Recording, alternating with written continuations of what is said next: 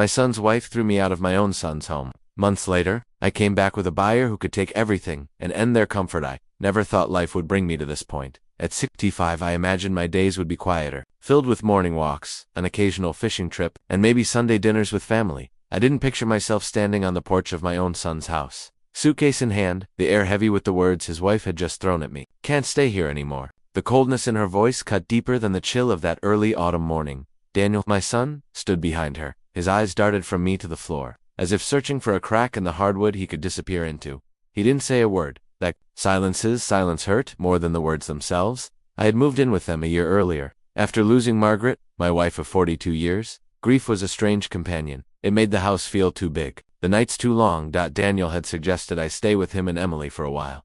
It'll be good for all of us, he said. I believed him at first. Things were fine. Emily tried to be welcoming, making tea in the evenings, asking about my day. We had dinners together, and I found some comfort in hearing the hum of life around me. But over time, small cracks appeared. Emily began sighing when I took too long in the bathroom. She made comments about how I rearranged the dish rack or folded laundry. Little things, but enough to make me feel like I was walking on eggshells. I told myself it was just adjustment, that living together can test anyone's patience. But the distance between us grew. Daniel, caught in the middle, chose not to take sides. Or maybe he did, and I just didn't want to see it. The morning she told me to leave, Emily's face was calm, almost rehearsed. Daniel's face, on the other hand, was pale, tense. I waited for him to say something, anything. Instead, he moved past me to grab his coffee. That was my answer. I left without a fight. I didn't want to stay where I wasn't wanted. I moved into a small rented apartment on the other side of town. It was nothing like the home Margaret and I had built together, but it was quiet, too quiet.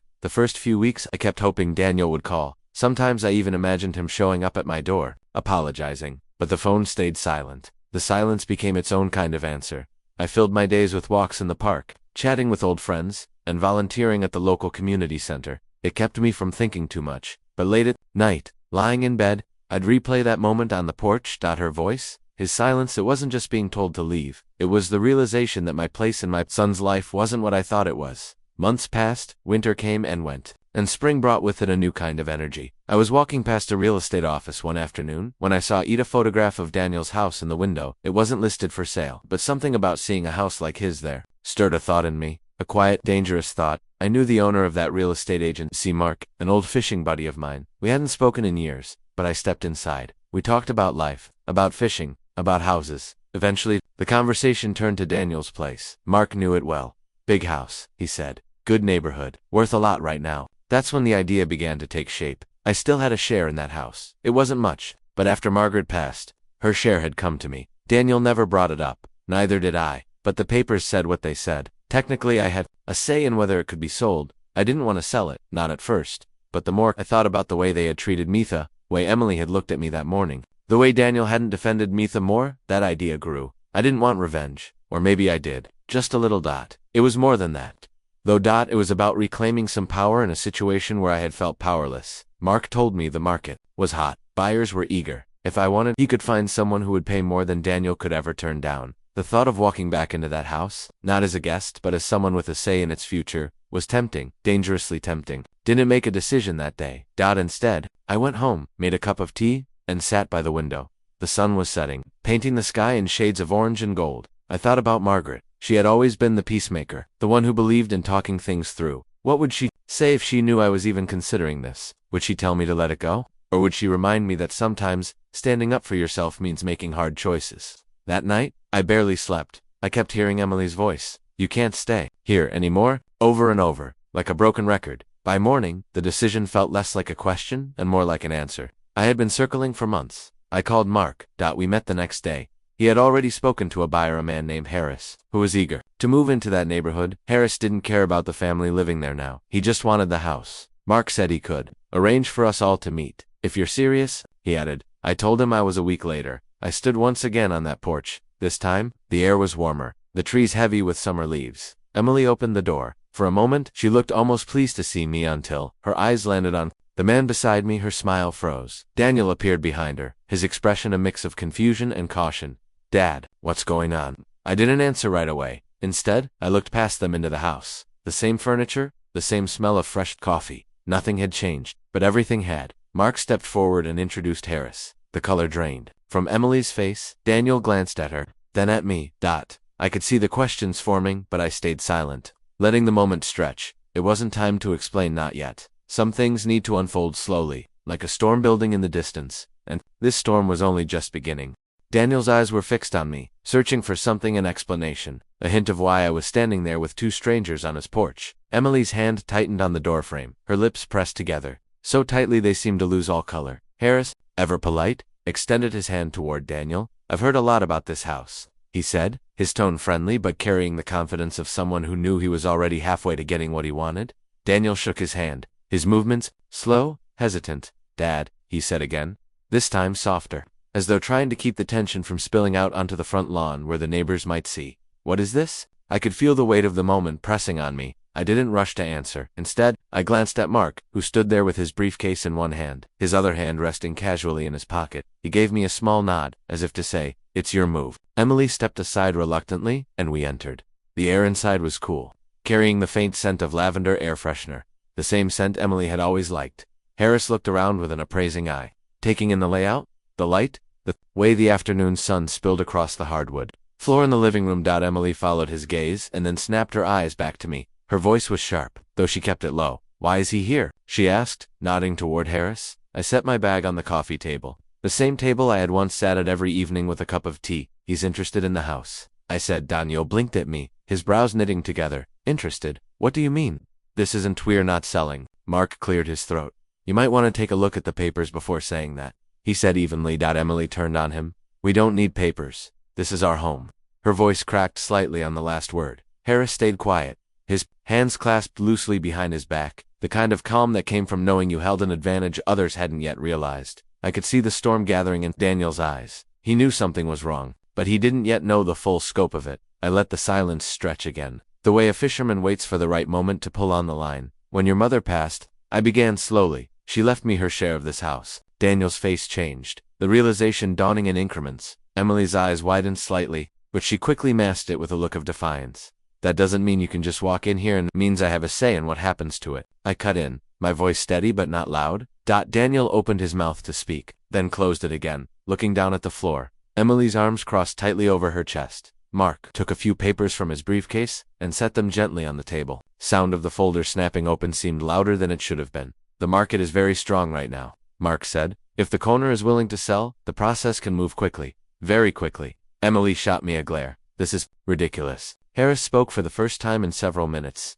I'm prepared to make a very generous offer. Above market value, it would be a win for everyone. Daniel's jaw tightened. His gaze flicked between me and Harris. A win for everyone, he said slowly. Or just for you two. I felt a faint sting at his words, but I didn't let it show. Instead, I leaned back in the armchair, the one that had once been my favorite spot when I lived here. I'm just making sure my options are open, I said. Emily took a step closer, her voice lower but more intense. This is about that morning, isn't it? She said. You're still holding on to it. I didn't answer her directly. Some truths are better left hanging in the air where everyone can feel them without speaking them aloud. Daniel sat down heavily on the couch, his hands clasped together, elbows resting on his knees. He looked tired, older than his 38 years. Mark began explaining the formalities, sliding papers toward Daniel, who didn't touch them. Emily hovered behind him, her hand on his shoulder. The house felt smaller than I remembered, or maybe it was just the weight of everything unsaid pressing against the walls. Harris wandered into the kitchen, looking around with a faint smile. Great space, he said casually. Emily bristled. We're not selling. Her voice was sharp now, her control slipping. Mark's expression remained neutral, but I could tell he was used to these kinds of tensions. I stood and followed Harris into the kitchen. The counters were spotless, the kind of clean that comes from someone taking pride in appearances. Nice, isn't it? I said quietly. Harris nodded. It is. I can see myself here. I thought about the irony of those words. I had once seen myself here too, a permanent part of this space, but that vision had been replaced with the reality of a door closing in my face. Back in the living room, Daniel was asking Mark questions in a low voice. Emily paced, her bare feet making soft thuds against the hardwood. I rejoined them, leaning against the doorway. No decisions need to be made today, I said. Though the truth was, I knew this meeting alone had already shifted the ground beneath them. They knew now that the particular security they'd felt in this house wasn't as solid as they thought, and that knowledge was powerful. Daniel looked at me, his eyes searching again, just like they had at the door. Why are you doing this? He asked. The question hung between us. I could have told him it was about fairness, about taking back some measure of control. I could have told him it was about respect, about the kind of respect I hadn't been shown. But I didn't say any of that. I just let the silence answer for me. Emily exhaled sharply. Almost a laugh, but without any humor. This is unbelievable, she muttered. Mark began packing up his papers. Sensing the meeting was over for now, Harris shook Daniel's hand again, his expression unreadable. I'll be in touch, he said simply. Emily didn't walk us to the door. Daniel did. His steps slow, heavy. On the porch, he paused. Dad, he said, please. Think about what this would do. His voice wasn't angry now, it was tired. I looked at him, seeing the boy he used to be flicker for just a moment beneath the man he'd become. I already have, I said quietly. Then I walked away, leaving him standing there. The summer air felt thick around me as we reached the car. Mark glanced at me but didn't speak. Harris, on the other hand, smiled faintly. They'll call, he said. I didn't answer. We drove off, the house growing smaller in the rearview mirror, but I knew this wasn't over. Far from it. The seed had been planted, and seeds, given enough time, always grow into something. That night, I sat alone in my small apartment, the hum of the refrigerator, the only sound in the room. I made myself a cup of tea and took it to the window, watching the faint glow of streetlights on the empty road below. The meeting replayed in my mind, each expression, each pause, each unspoken word hanging there like smoke. Daniel's face at the door, Emily's frozen smile. When she saw Harris, the stiffness in her voice, when she realized what my visit meant. I should have felt some sense of victory. I had unsettled them, cracked the foundation they thought was unshakable, but instead, there was a strange hollowness. Revenge, it turned out, didn't come with the satisfaction I had imagined, not yet, and maybe not at all. Still, I wasn't about to stop now. The next few days were quiet, too quiet. I didn't hear from Daniel, no call, no visit, but I could almost feel their conversations happening behind closed doors, the tension curling its way through their evenings. On the third morning, Mark called. Harris is still very interested, he said. Wants to make a formal offer. I think we should meet again, maybe somewhere neutral. I agreed, not because I was ready to push this to the end just yet, but because I wanted them to know this wasn't going away. The offer came in writing. It was more than generous. Even I was surprised at the number. Enough to turn most people's heads. I knew Daniel would struggle with it. Money has a way of clouding even the strongest sense of ownership. That evening, I decided to take a walk. I passed by the park where Margaret and I used to sit on summer evenings. The benches were the same, though the flowers in the nearby beds had changed. I sat for a while, letting the soft chatter of strangers fill the air. Around me, it reminded me of what life used to be, simple, full of ordinary moments that felt rich without trying. My phone buzzed in my pocket. It was Daniel. I let it ring twice before answering. His voice was cautious, like he was testing the temperature of water before stepping in. Dad, can we talk? Are talking, I said, keeping my tone neutral. In person, he clarified. There was a pause. Emily wants to be there too. Of course she did. We agreed to meet the next day at a small cafe halfway between my apartment and their house. When I arrived, they were already there. Emily sat with her back straight, her hands wrapped around a coffee cup as if holding on to it for balance. Daniel looked tired, his eyes shadowed. I slid into the seat opposite them. No greetings, no small talk. Emily went first. We can't do this, she said flatly. This is our home. We built our life there. I let her speak. Daniel stayed quiet until she stopped. Dad, we've had our differences, he said slowly. But this would ruin everything. I took a sip of coffee, letting the bitter taste settle before answering. You ruined something first, I said quietly. Emily's eyes narrowed. This isn't about that morning. You're making it about more than it is. It's about respect, I said. Daniel shifted uncomfortably. I could see him wrestling with something inside. His loyalty pulled in two directions. The offer is generous, I continued. You could take it and start fresh. A bigger place. A different neighborhood. No debt. Emily shook her head, her grip on the coffee cup tightening. It's not about money. I leaned back in my chair. Everything's about money, Emily. You just don't like admitting it. Daniel's hand came up, a small gesture to quiet both of us. Can we think about it? He asked. His voice was low, almost pleading. I nodded slowly. Of course. But not for too long. We sat there for a while longer, the air heavy with things unsaid. When I finally stood to leave, Daniel looked at me with something between frustration and sorrow. Emily didn't look at me at all. Back in my apartment, I found myself pacing. Part of me wanted to pick up the phone, tell Mark to give Harris the go-ahead, end this quickly. Another part of me wanted to drag it out, to let them sit with the uncertainty until it hollowed them out. Uncertainty, I was learning, could be more powerful than any final blow. Days passed. Daniel didn't call again. Neither did Emily.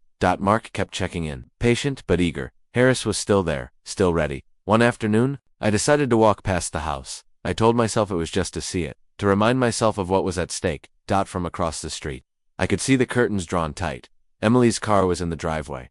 The garden looked well kept, though a few weeds poked through near the fence. I stood there for a long time, unnoticed, just another passerby in the neighborhood. It was strange. Seeing the place that had once been mine now feels so distant. That night, I dreamt of Margaret. She was standing in the kitchen, sunlight pouring in behind her. She didn't say anything, just looked at me with those eyes that always seemed to know more than I could explain. When I awoke, the dream clung to me like a shadow. The next morning, Mark called again. They haven't responded to the offer, he said, but Harris is still waiting. I think they're stalling. I knew he was right. They were hoping I'd lose interest, that I'd decide it wasn't worth it. But they didn't know me as well as they thought.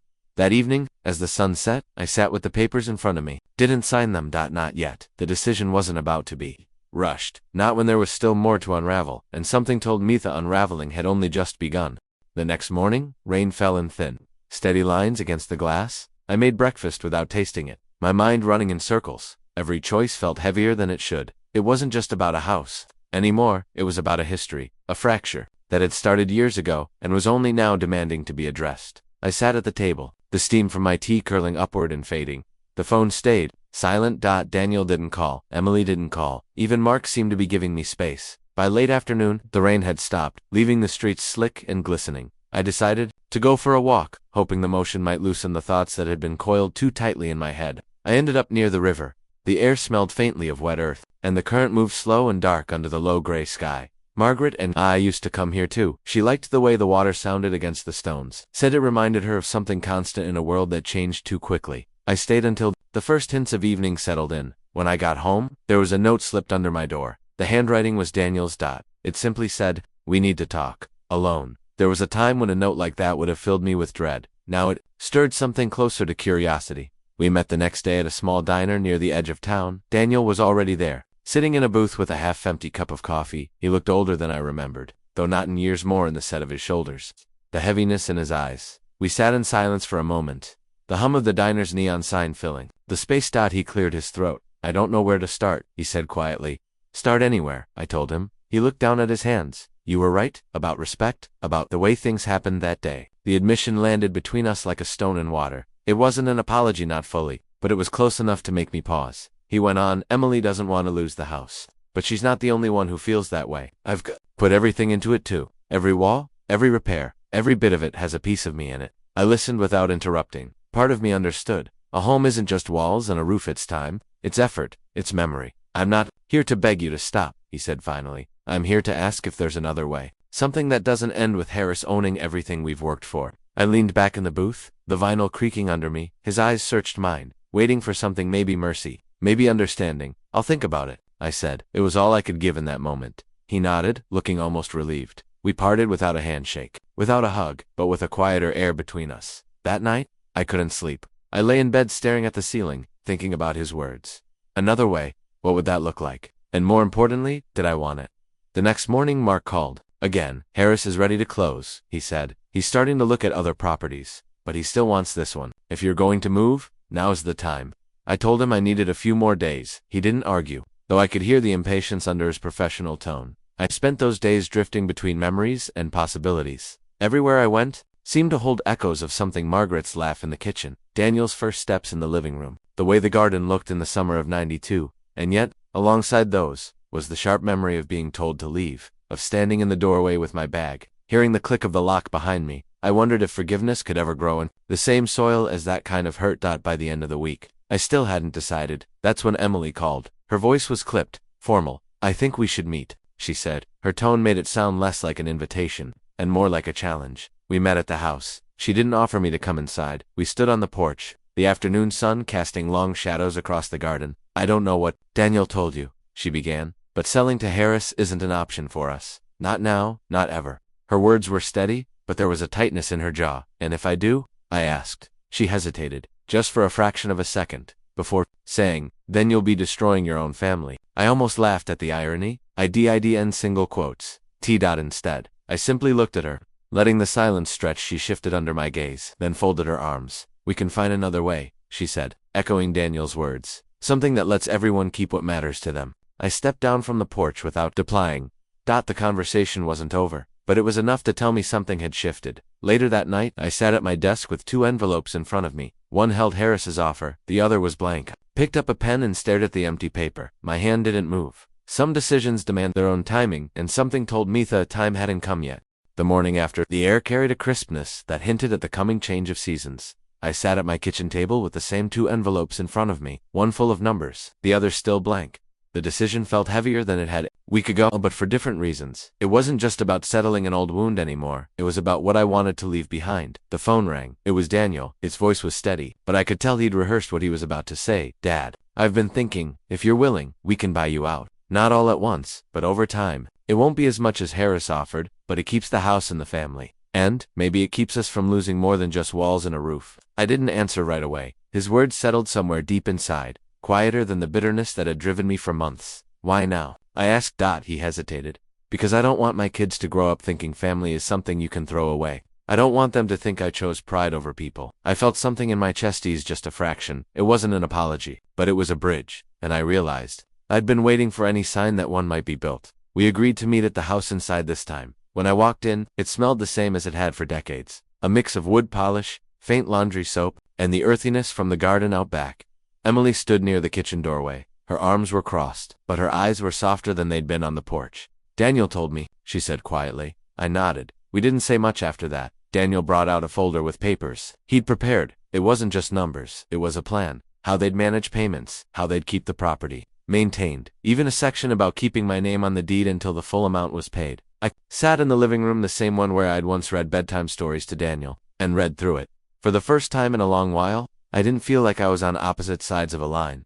When I set the papers down, Daniel looked at me, waiting. I'll do it, I said. The relief in the room was palpable. Emily let out a breath she might have been holding for weeks. Daniel's shoulders dropped, the tension bleeding out.